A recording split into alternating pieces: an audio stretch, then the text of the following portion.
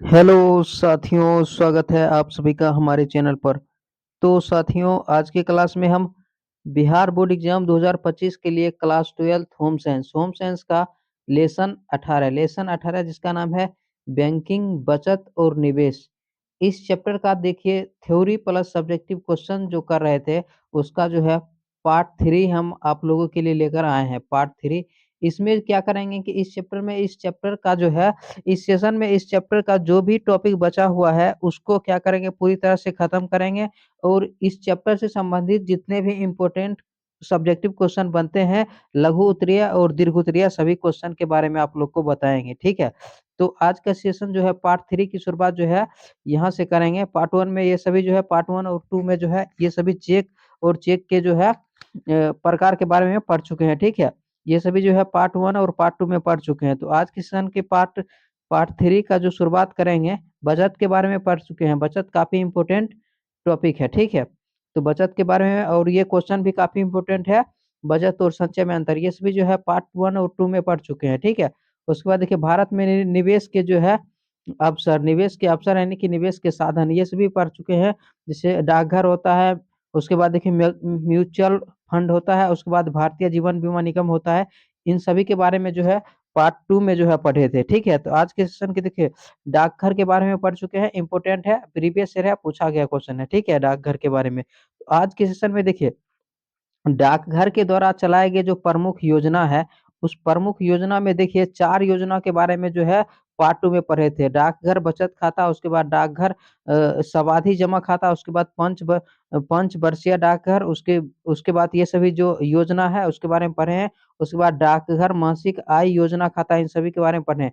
आज के सेशन की शुरुआत यहाँ से करेंगे किसान विकास पत्र से। तो किसान विकास क्या पत्र क्या होता है, तो आज के सेशन में यहीं से शुरू करेंगे। डाकघर के द्वारा जो प्रमुख योजना जो चलाए गए हैं, उसका जो है 5 नंबर जो योजना है किसान विकास पत्र। तो आज के सेशन में इसके बारे में समझेंगे, किसान विकास पत्र क्या होता है। ठीक है, इसका फायदा क्या है। तो देखिए किसान विकास पत्र, तो आज का जो है पार्ट 3 की शुरुआत यहाँ से करेंगे। ये चैप्टर थोड़ा जो है बड़ा चैप्टर है। ठीक है, लेकिन कोई बात नहीं है, आसानी से पढ़ेंगे और पूरा क्वेश्चन आप लोग से एग्जाम में बनेगा, उसके लिए बेफिक्र रहिएगा। ठीक है, तो देखिए, तो पार्ट 3 की शुरुआत यहाँ से करेंगे। ठीक है, पार्ट 3 की, तो देखिए, तो किसान विकास पत्र, तो इस सब के बारे में सीधा बात समझना है। ठीक है, ज्यादा इस पर जो है सीधा समझना है कि क्या है। ठीक है, तो देखिए किसान विकास पत्र, तो देखिए इस योजना में विनियोग यानी कि निवेश करते हैं, इन्वेस्ट करते हैं, कोई धन इन्वेस्ट करते हैं, तो निवेश किया गया धन जो है 9 वर्ष 7 माह की अवधि में दुगुना हो जाता है। कोई धन निवेश करेंगे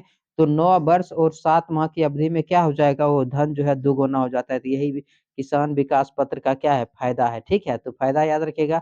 इस योजना में विनियोग किया गया जो है विनियोग किया गया धन जो है 9 वर्ष 7 माह की अवधि में क्या हो जाता है, दुगुना हो जाता है। और इसका लाभ क्या है, इस देखिए किसान विकास पत्र का लाभ जो क्या है, पूछा गया क्वेश्चन है, प्रीवियस क्वेश्चन है कि किसान विकास पत्र का लाभ को लिखें। ठीक है, प्रीवियस क्वेश्चन है। देखिए, तो इसमें देखिए 7.5% दर दर से चक्रवृद्धि ब्याज प्राप्त होती है, जो कि काफी अधिक है। ठीक है, चक्रवृद्धि ब्याज यानी कि ब्याज पर ब्याज मिलता है। ठीक है, चक्रवृद्धि ब्याज के बारे में हम आप लोग को जो है कुछ बात बताए हैं। ठीक है, चक्रवृद्धि ब्याज में क्या होता है, मान लीजिए कि 20,000 रुपया है, तो 20,000 रुपया है, तो उस 20,000 रुपया को क्या करेंगे, ब्याज पर देंगे। तो मान लीजिए 5%, 5 रुपये प्रति सैकड़ा की दर से जो है क्या किए हैं, ब्याज पर लगाए हैं।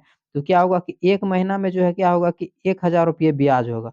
1,000 रुपये ब्याज होगा, तो अगला महीना में देखिए, तो पहला महीना में 20,000 के ब्याज मिलेगा, उसके बाद अगला महीना में क्या होगा कि 20,000 और 1,000 ब्याज, 21,000 के ब्याज मिलेगा। तो इसी तरह चक्रवृद्धि ब्याज में क्या होता है कि ब्याज प्रत्येक महीना में ब्याज का ब्याज क्या होता है, जुड़ते जाता है। ठीक है, तो इसमें क्या होता है कि इसमें जो है 7.5% की दर से चक्रवृद्धि ब्याज मिलती है। उसके बाद देखिए इसमें निवेश निवेश सुरक्षित रहता है। अगर कोई भी धन निवेश किए हैं, इन्वेस्ट किए हैं, तो क्या होता है कि वो धन जो है सुरक्षित रहता है। उसके बाद जमा राशि पर कर की कटौती नहीं होती है, यानी कि जो राशि जमा करते हैं उस पर कर यानी कि टैक्स नहीं कटता है, टैक्स नहीं लगता है। ठीक है, तो किसान विकास पत्र के बारे में इतना बात याद रखिएगा।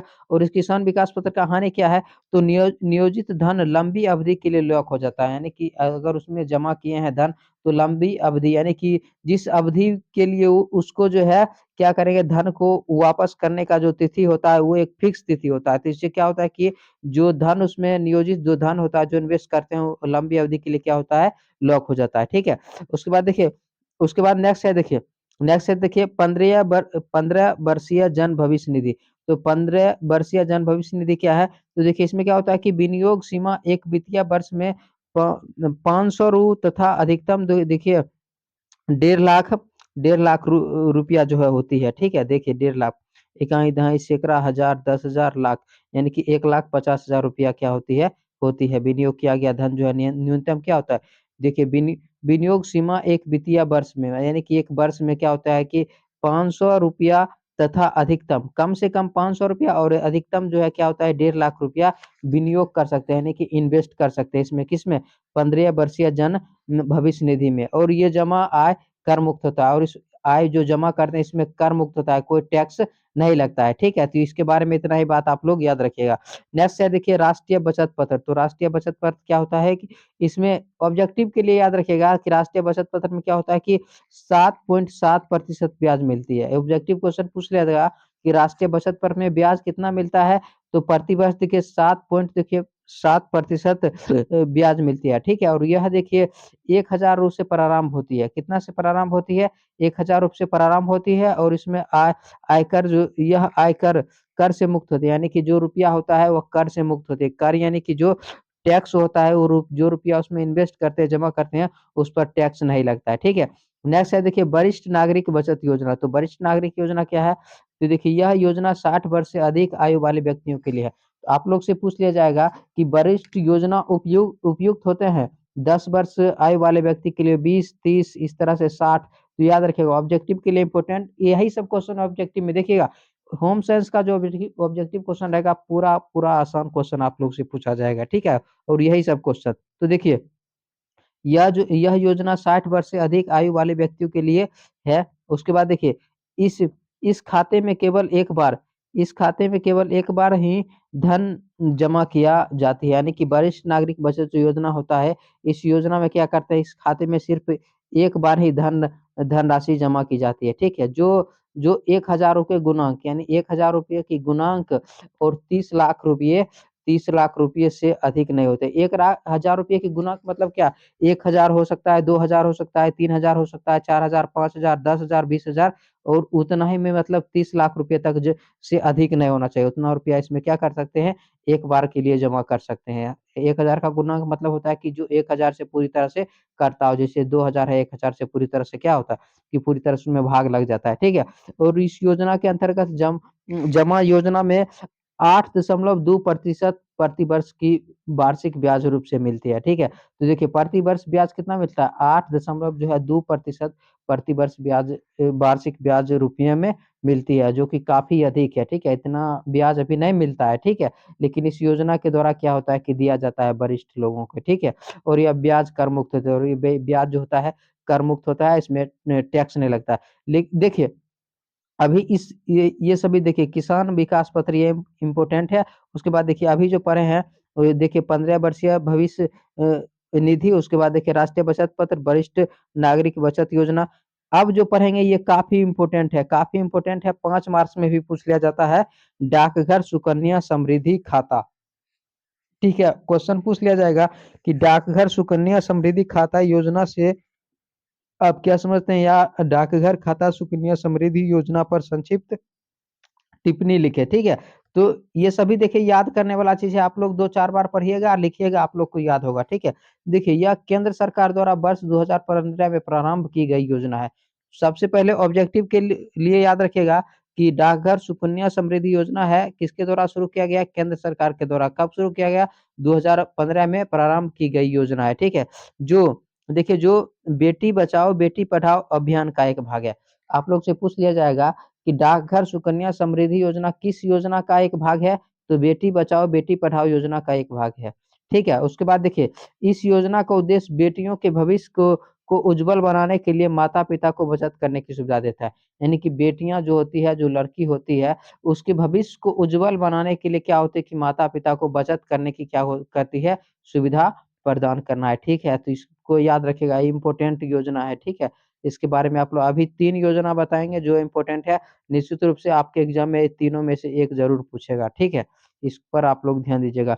देखिए, इस योजना के अंतर्गत 10 वर्ष या इससे कम आयु की बालिका इस योजना के अंतर्गत क्या किया जाता है, 10 वर्ष या इससे कम आयु की बालिका का खाता खुलवाया जा सकता है। 10 वर्ष या उससे कम आयु की बालिका का खाता खुलवाया जा सकता है, जिसके लिए एक न्यूनतम राशि ₹250 यानी कि ₹250 और अधिकतम राशि देखिए 1.5 लाख रुपए निर्धारित किया गया। मतलब कम से कम राशि उसमें ₹250 जमा कर सकते हैं और अधिकतम राशि 1.5 लाख रुपया निर्धारित है, ठीक है?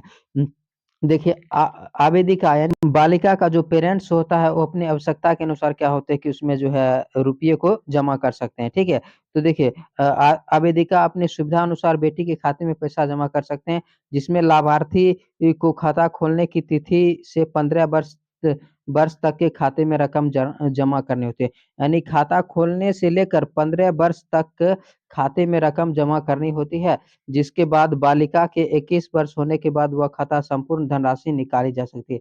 जब बालिका का उम्र 21 वर्ष हो जाएगा, तो उसमें क्या होता है कि संपूर्ण धनराशि उस खाते खाते से निकाली जा सकती है और यदि बालिका चाहे तो 18 वर्ष होने पर भी खाते से 50% धन निकाली जा सकती है। तो इस योजना के बारे में आप लोग याद रखिएगा, ठीक है? तो इसमें क्या होता है कि बालिका को खाता खुलवाया जा सकता है, 10 वर्ष या उससे कम आयु में बालिका का खाता खुलवाया जाता है, जिसमें ₹250 कम से कम या 1.5 लाख रुपए जो है जमा कर सकते हैं और जिससे क्या होता है कि सुविधा अनुसार जो है जो जो क्या होता है कि आवेदिका जो होती है अपनी सुविधा अनुसार पैसे को जमा कर सकते हैं, जिसमें लाभार्थी खाता को खोलने की तिथि से 15 वर्ष तक खाते में रकम जमा करनी होती है, जिसके बाद बालिका 21 वर्ष होने के बाद वह खाते से संपूर्ण धनराशि निकाली जा सकती है और यदि बालिका चाहे तो 18 वर्ष होने पर भी खाते से 50% धन निकाल सकती है, ठीक है? तो इसके बारे में आप लोग याद रखिएगा। नेक्स्ट है देखिए महिला सम्मान बचत पत्र 2023 तो याद रखिएगा महिला सम्मान बचत पत्र 2023 क्या है? तो देखिए केंद्र सरकार द्वारा वर्ष 2023 में प्रारंभ की गई। 2023 तो याद रखिएगा महिला सम्मान बचत पत्र की शुरुआत कब किया गया है? 2023 में। किसके द्वारा शुरू किया गया? केंद्र सरकार के द्वारा, ठीक है? उसके बाद देखिए इस योजना में कोई भारतीय महिला या नाबालिग लड़की की ओर से अभिभावक डाकघरों में खाता खोलकर ₹1000 अधिकतम देखिए 2 लाख रुपये पर देखिए 7.5% की निश्चित ब्याज ब्याज प्राप्त कर सकती है। यानी कि अधिकतम देखिए कम से कम ₹1000 जमा कर सकते हैं और अधिकतम 2 लाख रुपए जमा कर सकते हैं। देखिए कहीं-कहीं सैकड़ा, हज़ार, 10,000, लाख 2 लाख रुपए जमा कर सकते हैं जिससे क्या होता है कि उसमें क्या होता है कि 7.5% यानी कि साढ़े 7% की निश्चित वार्षिक ब्याज प्राप्त कर सकती है, ठीक है? और खाता खोलने की तिथि से 2 वर्ष बाद जमा राशि निश्चित होता है, यानी कि खाता खोलने के 2 वर्ष बाद से क्या होता है कि जमा राशि जो होती है उस पर निश्चित होते हैं और उससे ब्याज मिलती है, ठीक है? तो इसके बारे में आप लोग याद रखिएगा। नेक्स्ट है देखिए प्रधानमंत्री बाल केयर्स योजना, इसके बारे में भी याद रखिएगा काफ़ी इम्पोर्टेंट है, प्रधानमंत्री बाल केयर्स योजना क्या है? तो देखिए तो प्रधानमंत्री बाल केयर्स योजना क्या है?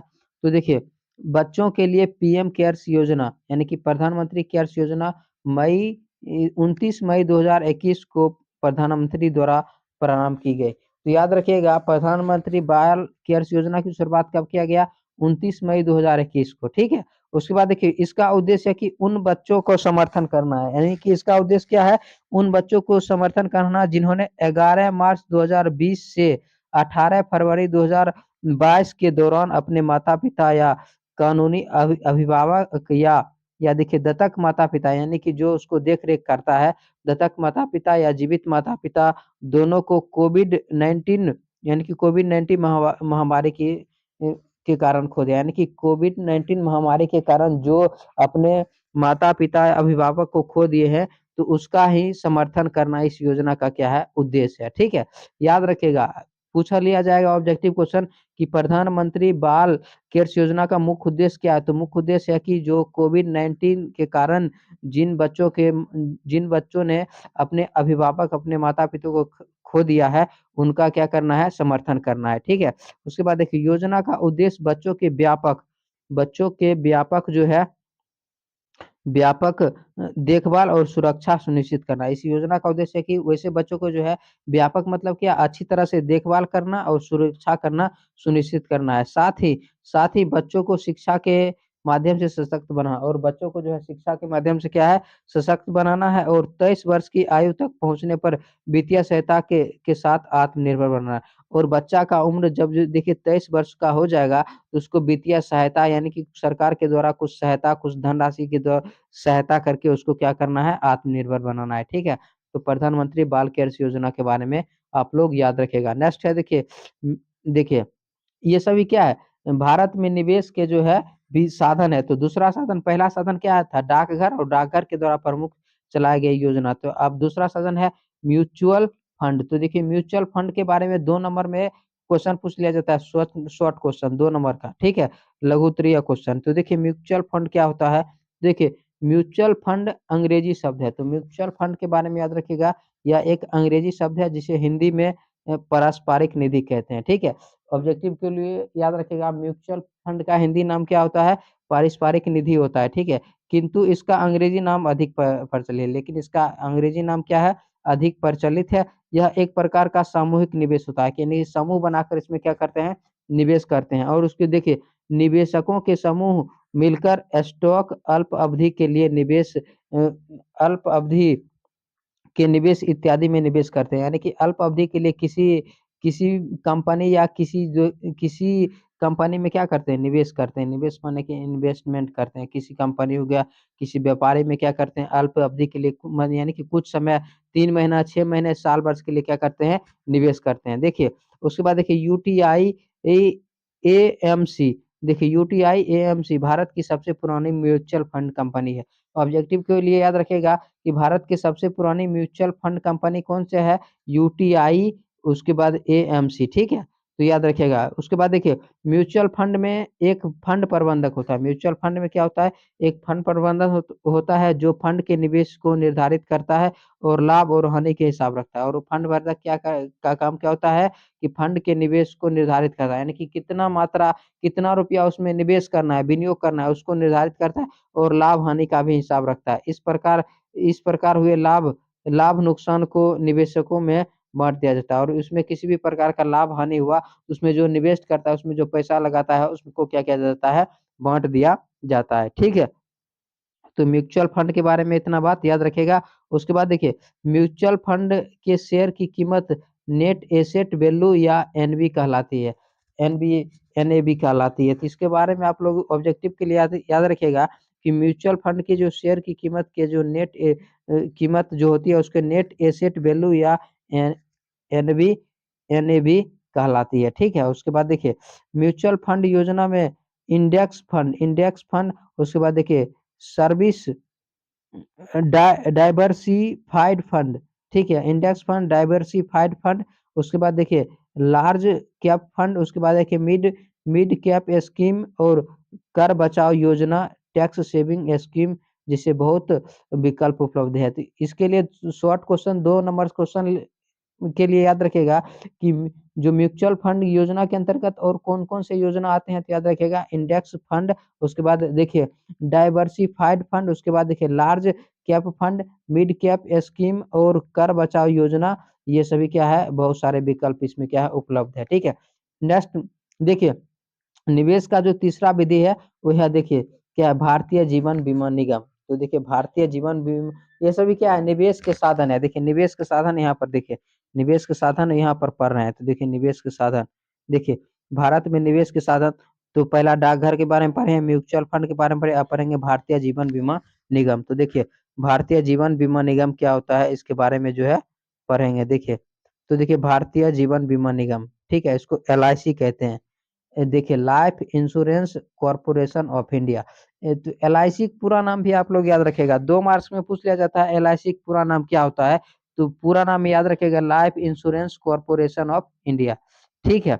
देखिए देखिए तो इसको भारतीय जीवन बीमा निगम भी कहते हैं, ठीक है? हिंदी में। तो देखिए, जीवन बीमा एक प्रकार का आर्थिक संरक्षण है। क्या है? एक प्रकार का आर्थिक संरक्षण है। तो याद रखिएगा, जीवन बीमा क्या है? एक प्रकार का आर्थिक संरक्षण है। संरक्षण योजना है। जीवन बीमा पॉलिसी धारक को, पॉलिसी यानी कि जो उसमें बीमा कराता है उसको पॉलिसी धारक कहते हैं, ठीक है?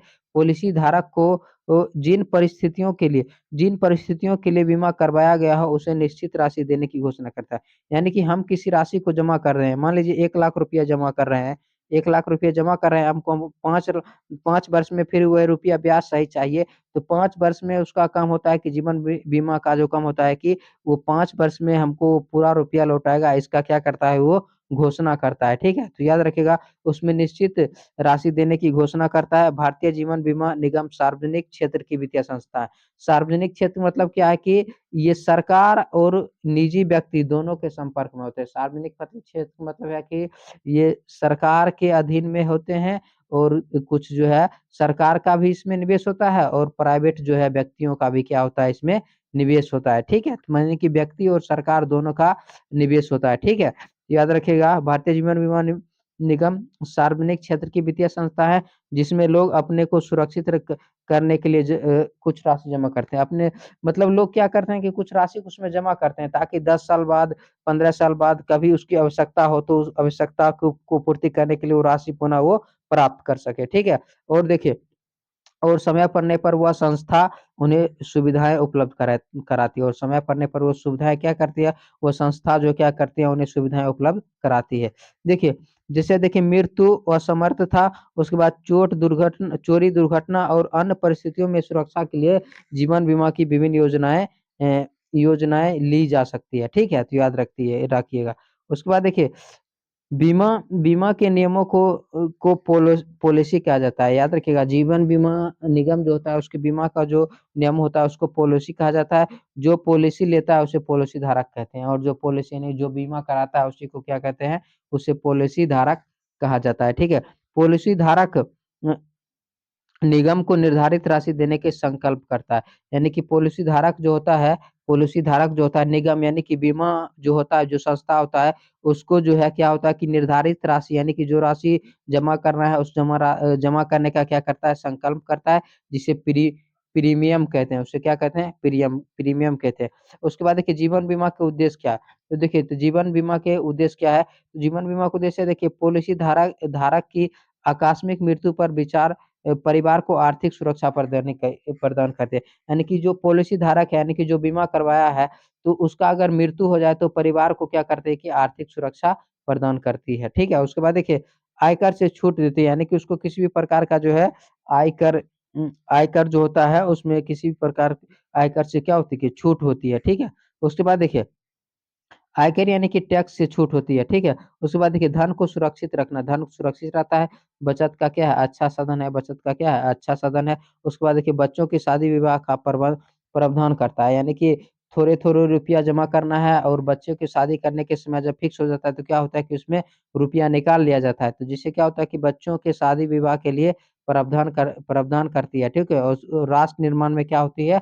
सहायक होते हैं। उसके बाद देखिए, वृद्धावस्था में सुरक्षा प्रदान करती है, लोन की सुविधा होती है, ठीक है? उसके बाद देखिए, अनिवार्य बचत, अर्थात एक बार बीमा पॉलिसी लेने के बाद अनिवार्य रूप से बीमा की किस्त जमा करनी पड़ती है। यानी कि एक बार अगर बीमा पॉलिसी ले लिए हैं, तो उसमें अनिवार्य रूप से क्या होती है कि किस्त जमा करनी पड़ती है, ठीक है? उसके बाद देखिए, जीवन बीमा के प्रकार। तो देखिए, जीवन बीमा के प्रकार क्या है? तो देखिए, जीवन बीमा निम्नलिखित कई प्रकार के होते हैं। एक होता है देखिए, आजीवन बीमा। तो आजीवन बीमा क्या होता है कि इस योजना में बीमा कराने वाले व्यक्ति अपनी सुविधा अनुसार तिमाही, छमाही अथवा वार्षिक किस्त जमा करते हैं। यानी कि व्यक्ति अपनी सुविधा अनुसार तिमाही यानी कि 3 माह, 6 माह, या देखिए वार्षिक रूप से जो है किस्त जमा कर सकती है। उस व्यक्ति की मृत्यु के बाद बीमा योजना के लाभ उसके उत्तराधिकारी को मिलता है। यानी कि और व्यक्ति की जब मृत्यु हो जाती है, तो उसके बीमा का जो लाभ होता है उसके उत्तराधिकारी, यानी जिसके नाम से वो बीमा कराता है, उसको क्या होता है कि बीमा का जो है लाभ पूरी तरह से मिल जाता है, ठीक है?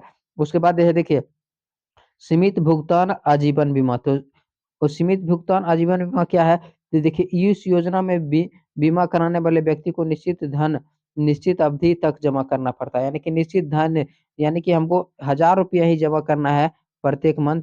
तो 1000 रुपया निश्चित धन हो गया। उसके बाद निश्चित अवधि की मान लीजिए कि हमको 5 वर्ष तक जमा करना है।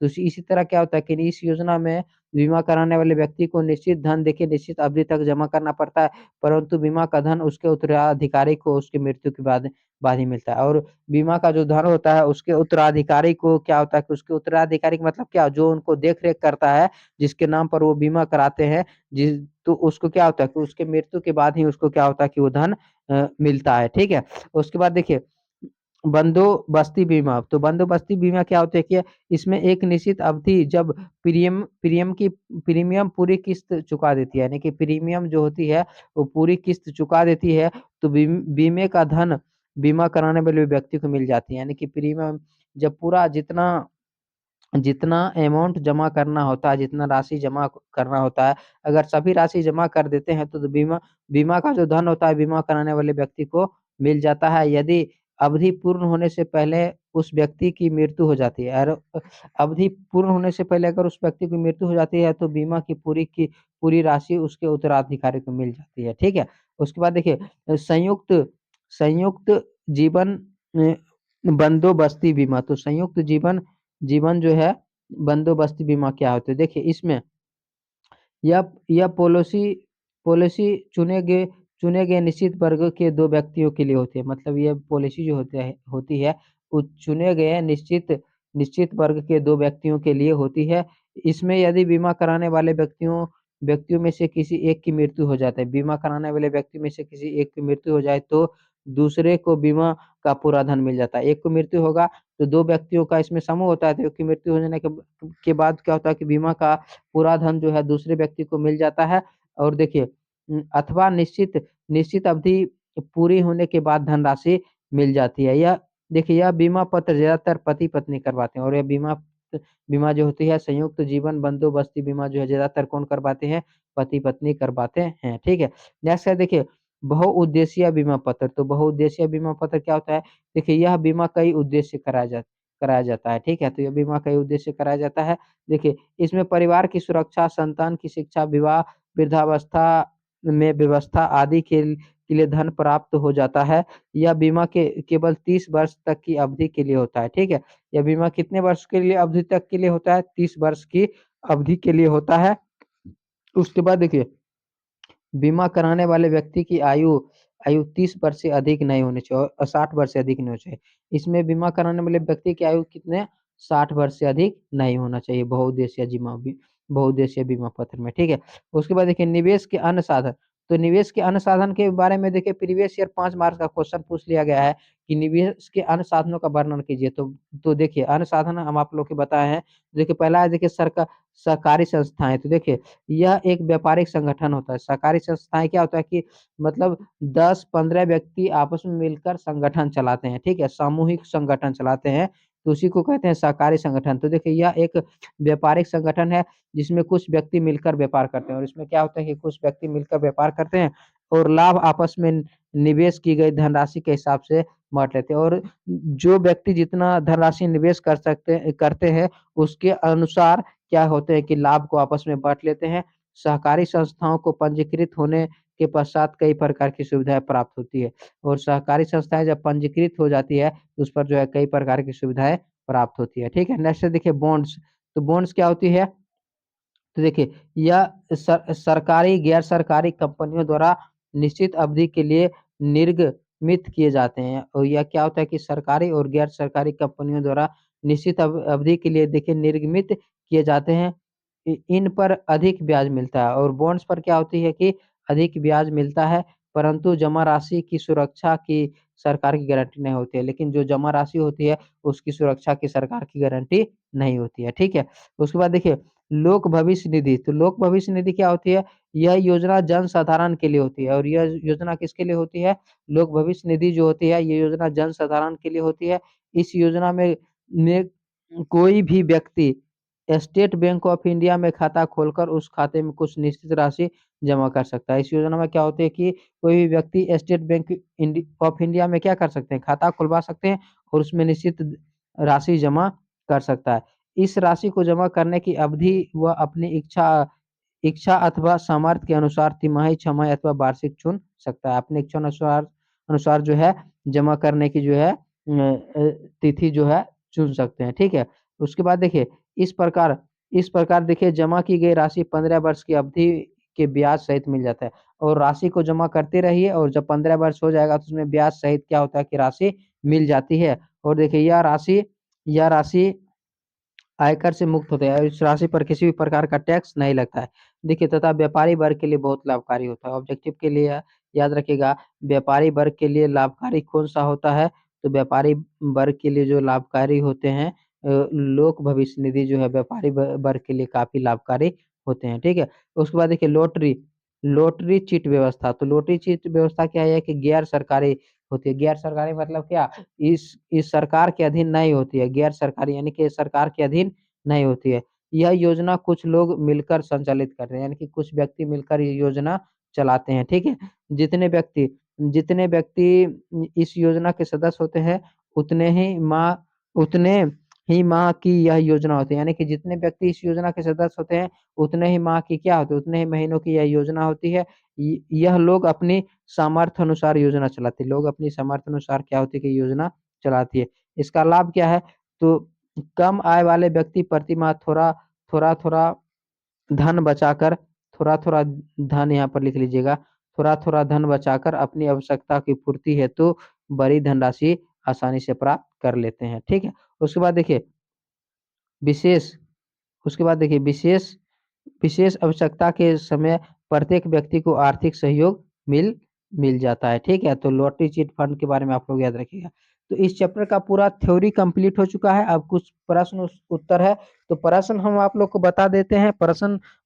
प्रश्न आप लोग आंसर खुद से लिख लीजिएगा, क्योंकि इस सभी क्वेश्चन को हम आप लोग के बताए हैं, ठीक है। पार्ट 1 और 2 और 3 पार्ट को अगर आप लोग कवर किए हैं तो ये सभी क्वेश्चन आप लोग से बनना चाहिए। अगर आप लोग से कोई भी क्वेश्चन नहीं बनता है तो क्वेश्चन कमेंट कर दीजिएगा कि इतना नंबर का क्वेश्चन नहीं बना है तो इतना नंबर का आंसर बताइए। क्वेश्चन के लिए मान लीजिए कि 4 नंबर क्वेश्चन नहीं बना है आप लोग को, तो आप लोग को कमेंट करना है कि 4 नंबर का आंसर बताइए, हम आप लोग को बता देंगे। देखिए हम आप लोग को बता देते हैं कि कैसे आप लोग बताइएगा बनाइएगा क्वेश्चन। पहला क्वेश्चन है, देखिए डाकघर से आप क्या समझते हैं, संक्षिप्त व्याख्या कीजिए। तो देखिए डाकघर, हम सब क्वेश्चन का पूरा इस चैप्टर का एक फुल पीडीएफ है। फुल पीडीएफ भी आप लोग को वीडियो के डिस्क्रिप्शन लिंक में मिल जाएगा। और हम सभी क्वेश्चन के आंसर बता देते हैं आप लोग को कैसे लिखना है, और सभी के बारे में पढ़ चुके हैं, ठीक है। तो देखिए पहला डाकघर से आप क्या समझते हैं, संक्षिप्त व्याख्या कीजिए। तो देखिए डाकघर डाकघर के बारे में हम आप लोग को बताएं। देखिए हम भी बताते हैं आप लोग को, वहीं से आप लोग को लिखना है क्योंकि पीडीएफ आप लोग को मिल जाएगा। यहाँ से देखिए 30 शब्द एग्जाम में पूछता है, 30 शब्द में उत्तर देते। 30 शब्द आप लोग के हम डाकघर के बारे में बताए हैं, तो ये डाकघर के बारे में इतना लिख दीजिएगा। आप लोग को निश्चित रूप से हम आप लोग को बताए हैं, पार्ट 1 और 2 में बताए हैं, ठीक है। तो इसको लिख दीजिएगा और क्वेश्चन का आंसर हो गया, ठीक है। उसके बाद नेक्स्ट क्वेश्चन देखिए, नहीं अगर नहीं आप लोग पढ़े पार्ट 1 और पार्ट 2 तो देख लीजिएगा और स्क्रीनशॉट ले लीजिएगा। स्क्रीनशॉट लेने की कोई जरूर नहीं है, क्योंकि फुल पीडीएफ आप लोग को वीडियो के डिस्क्रिप्शन लिंक में मिल जाएगा। उसके बाद देखिए बचत क्या है, इससे होने वाले लाभों का वर्णन कीजिए। तो देखिए ये भी क्वेश्चन इंपॉर्टेंट क्वेश्चन है। तो देखिए बचत और इसके लाभ को हम आप लोग को बताते हैं। बचत हम कहाँ आप लोग को जो है, देखिए बचत यहाँ पर है। बचत बचत की परिभाषा लिख दीजिएगा। 2-3 परिभाषा है, 2 परिभाषा लिख लीजिएगा। और 2 मार्क्स में पूछे, और बचत के लाभ देखिए यहाँ पर है। तो बचत के लाभ, प्रमुख लाभ निम्नलिखित है जो इस प्रकार है। तो 4 लाभ आप लोग के बचत का 4 लाभ याद रखिएगा, क्योंकि एग्जाम में 4 लाभ पूछता है, ठीक है। तो 4 लाभ आप लोग ये याद रखिएगा। तो 1 नंबर और 2 नंबर क्वेश्चन हो गया। 3 नंबर देखिए, 3 नंबर क्वेश्चन क्या है, 3 नंबर क्वेश्चन देखिए, विनियोग से आप क्या समझते हैं। विनियोग मतलब क्या होता है, विनियोग मतलब निवेश। तो निवेश के बारे में भी हम आप लोग को बताएं। देखिए निवेश, तो देखिए विनियोग निवेश के बारे में हम आप लोग को बताए हैं। तो विनियोग और निवेश ये काफी इंपॉर्टेंट क्वेश्चन है, इसका स्क्रीनशॉट ले लीजिए। काफी इंपॉर्टेंट चैप्टर है। वह दो धनराशि जो विभिन्न संस्थाओं जैसे किसी कंपनी, उत्पाद, सेवा, दुकान, व्यापारी जिसने पैसा इत्यादि में लाभांश को ध्यान में रखकर लगाया जाता है उसे विनियोग कहते हैं, ठीक है। तो याद रखिएगा आप। अगला क्वेश्चन देखिए, सभी क्वेश्चन आप लोग से बन जाएगा इसी तरह। देखिए इसी तरह देखिए बैंक किसे कहते हैं, इसके कार्य को लिखिए। तो सबसे पहले इस चैप्टर में बैंक के बारे में जो है पढ़े हैं, बैंक और इसके कार्य के बारे में सबसे पहले पढ़े हैं, ठीक है। देखिए बैंक बैंक के बारे में लिख लीजिएगा और बैंक के कार्य क्या होता है, देखिए बैंक के कार्य यहाँ पर है, ठीक है। तो बैंक कार्य हो गया और बैंक के बारे में यहाँ पर वह संस्था जहाँ से रुपया लेन-देन होता है। इसी तरह टोटल क्वेश्चन आप लोग से बन जाए, इसी तरह टोटल क्वेश्चन आप लोग से बन जाएगा, घबराने की कोई बात नहीं है। अगर कोई क्वेश्चन नहीं बनता है तो आप लोग हम लोग को निश्चित बताइएगा। इसी तरह बचत और संचय में अंतर भी हम आप लोग को बताए हैं। क्वेश्चन आंसर देखिए, बचत और संचय में अंतर देखिए, बचत और संचय में अंतर भी हम आप लोग को बताए हैं। क्वेश्चन आंसर की तरह ही हम आप लोग को बचत और संचय में अंतर बताए हैं। देखिए, बचत और बचत और संचय में अंतर स्पष्ट कीजिए। तो देखिए, बचत की परिभाषा लिख लीजिएगा और संचय की परिभाषा यहाँ से लिख लीजिएगा, ठीक है। तो दोनों में अंतर हो जाएगा, परिभाषा ही सीधा लिखना है, ठीक है। उसके बाद देखिए, इसी तरह आप लोग से सभी क्वेश्चन बन जाएगा। उसके बाद देखिए, बैंक खाता के 4 लाभ, बैंक खाता के 4 लाभ हम आप लोग को बताएं। उसके बाद देखिए, दीर्घ उत्तरीय क्वेश्चन है, देखिए चेक किसे कहते हैं, इसके प्रकारों के वर्णन कीजिए। तो चेक और इसके प्रकार के वर्णन हम आप लोग को बताएं। बैंक खाता के प्रकारों का वर्णन कीजिए। तो देखिए, दोनों क्वेश्चन साथ ही बता देते हैं आप लोग को। पहला देखिए, चेक और उसके प्रकारों का वर्णन, देखिए चेक और उसके प्रकारों का वर्णन। तो देखिए, देखिए चेक चेक है, चेक हो गया, उसके प्रकारों का वर्णन देखिए। बैंक चेक चेक चेक के प्रकार, तो चेक के 4 प्रकार, चारों प्रकार का वर्णन आप लोग कर दीजिएगा।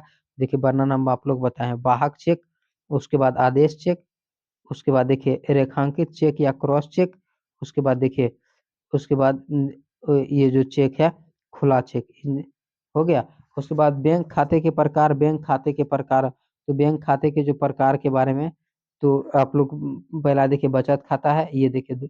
उसके बाद देखिए, बचत खाता का लाभ हो गया, चालू खाता हो गया, ये सब बैंक खाता का प्रकार है। इसी तरह सब क्वेश्चन आप लोग से बन जाएगा, ठीक है। तो बन जाएगा, तो इस सभी क्वेश्चन को आप लोग बना लीजिएगा, इंपॉर्टेंट क्वेश्चन है एग्जाम की दृष्टि से। उसी तरह देखिए, प्रधानमंत्री बाल केयर योजना जस्ट बताए, निवेश के 4 अन्य साधनों के बारे में बताए, निवेश के 4 अन्य साधनों के बारे में भी हम आप लोग को बताए हैं, ठीक है। तो निवेश के 4 अन्य साधनों देखिए यहाँ पर है, देखिए निवेश के अन्य साधन, तो 4 अन्य साधन देखिए, सहकारी संस्थाएं, बॉन्ड्स, लोक लोक भविष्य निधि, उसके बाद देखिए लॉटरी चिट व्यवस्था, ये सभी क्या है, निवेश के 4 अन्य साधन है, ठीक है। उसके बाद देखिए, उसके बाद देखिए, धन निवेश के विभिन्न साधनों का उल्लेख कीजिए। तो धन निवेश के विभिन्न साधनों यानी कि 3 साधन जो है, 3 साधन के बारे में आप लोग को उल्लेख करना है, ठीक है। 3 साधनों को तो देखिए, भारत में धन निवेश के विभिन्न अवसर यानी कि साधन, डाकघर के बारे में लिखना है, म्यूचुअल फंड के बारे में लिखना है, भारतीय जीवन में। डाकघर के बारे में इतना लिख दीजिएगा, ठीक है। इतना देखिए, इसका आंसर लिखते समय पहले डाकघर के बारे में इतना लिख दीजिएगा 1 नंबर। उसके बाद डाकघर की प्रमुख योजना का नाम सिर्फ लिखिएगा, ठीक है। उसके बाद क्या लिखिएगा, उसके बाद म्यूचुअल फंड के बारे में लिख दीजिएगा, ठीक है। उसके बाद देखिए, म्यूचुअल फंड के बारे में इतना लिख दीजिएगा। उसके बाद जीवन बीमा के बारे में जो है इतना बात लिख दीजिएगा 5 नंबर के लिए, ठीक है। तो आज के सेशन को इतना ही तक रखेंगे।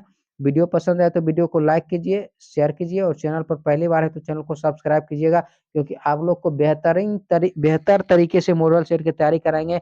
विश्वास रखिए, आप लोग के एग्जाम में एक भी नंबर का क्वेश्चन नहीं छूट सकता है, ठीक है। इतना बात ध्यान रखिएगा। ऑब्जेक्टिव तो पूरा का पूरा निश्चित रूप से सही कीजिएगा, और सब्जेक्टिव यदि आप लोग को लिखने की प्रैक्टिस है तो एक भी क्वेश्चन एग्जाम में नहीं छूट सकता है, इस बात को आप लोग ध्यान दीजिए, ठीक है। तो आज के सेशन को इतना ही तक रखेंगे। वीडियो पसंद आए तो वीडियो को लाइक कीजिए, शेयर कीजिए, और चैनल पर पहली बार है तो चैनल को सब्सक्राइब कीजिए। इसका पीडीएफ डाउनलोड करके नोट्स बना लीजिएगा, कॉपी में जरूर क्वेश्चन आंसर बनाइएगा। मिलते हैं नेक्स्ट डे अगले टॉपिक के साथ। धन्यवाद।